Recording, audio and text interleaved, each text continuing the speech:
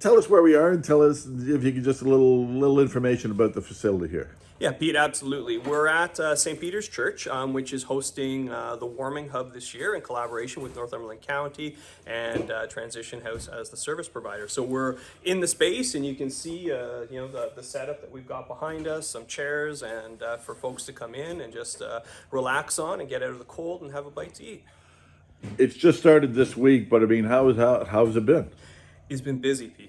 As you mentioned, we opened Monday night, and we've been seeing 18 to 20 people, unique individuals coming through. Haven't all been here at the same time, but clearly demonstrating that there is a need for people to come in, get out of the cold, have something to eat, and as I say, some of them spend the night, and some of them then go back out to, some of them go back home, right? There are some folks that are probably dealing with food insecurity that are coming for the meal and then heading back to wherever it is they're residing.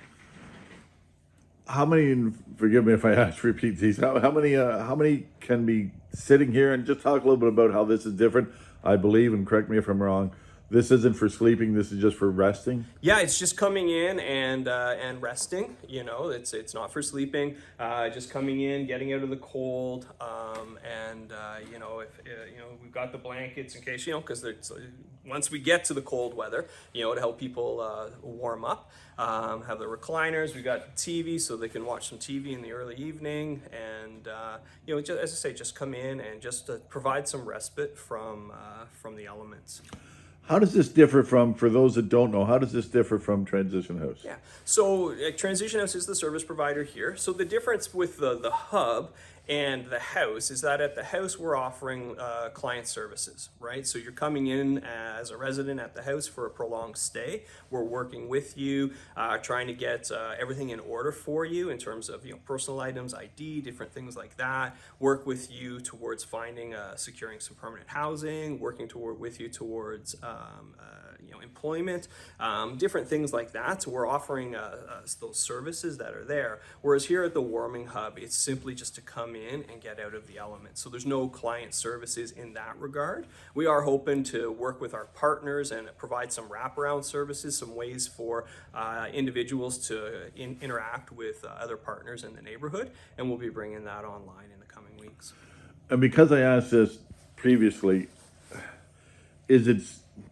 I guess if you can explain, because you know what you're talking about, then how come sometimes there's room at the Transition House, but there's people here, or are people missing something with that? So there's a variety of reasons why maybe people are here and they don't want to go to the house, even if the house has some empty beds. They might have a service restriction and they can't come to the house, but that doesn't exist for them. They can still come here, even if they've got a service restriction at the house.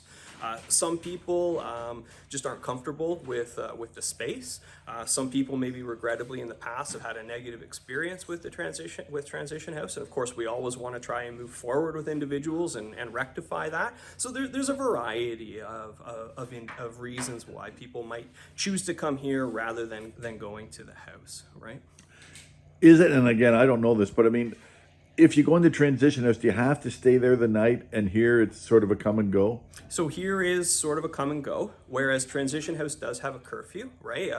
Both settings are communal living, but over at Transition House, we have some of our residents there that they're working in the morning, and so to be woken up at 2 or 3 in the morning by someone coming in late is disruptive to that individual, and so we have a curfew in place as a result of that, whereas this location here doesn't have that.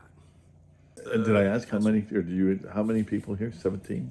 So we're set for an occupancy of 20, and as I said, we've been sort of hitting that number, but not necessarily all at the same time, right? The thing that might be interesting is that we're not even in the cold yet. It's not perfect weather, but it's certainly not winter yet. But last year you hit the number of 29. Yeah. So that's going to be interesting. Yeah, so last year we hit 29, but it wasn't necessarily 29 all at the same time, right? So we'll have to pay attention to it, and we'll have to be nimble and adapt, and then we'll have to work with our partners, St. Peter's, and with the county. And if we start seeing those numbers climbing, we'll have to ask the question, well, what is it that we can do to make sure that we accommodate people, that they can be safe from the elements and get in from the cold over the winter months? What's this? The main focus of this is the hub is the hub. provide a place for people to come in, get warm, get something to eat, develop and maintain a community amongst themselves, and there'll be access to some supports if they're interested in accessing those. And the hours? Hours 8 p.m. to 8 a.m. And we'll be bringing online a couple of afternoons a week. I believe it's Monday and Friday, but I gotta double check that where partners will be here, and if folks want to come in during those hours that they can. Again, to keep warm and to access services. But safe to say this room is, I don't want to say out of bounds, but it's utilized by the warming hub for the winter until further notice. I forget what We're the here date is. till I believe it's the end of April. Okay, Yep. yeah, good. What about the warming hub itself? Like it's for people that know the church, they may not know it coming into this room because of the, if I could say, redesign. Yeah, absolutely. So, the church uses this room during the other parts of the year for their own purposes. And so when they gave the space over to us for the warming hub, they took all of their furnishings out, and we brought in our stuff that we've been using year over year for the warming hub, a few new additions. We're really grateful for some donations from Petticoat Lane and Thrift and Thrive for some of the decorations on the wall, which just give the place a little bit more of a homey feel. Right, they're not bare walls. There's some decorations. It's got a little bit of life to it. So we're engaged. It's encouraging to be engaged with the community partners and seeing how different partners, different agencies, different organizations, businesses are stepping forward and saying, hey, how can we contribute to this? It's really kind of heartwarming to see and really encouraging.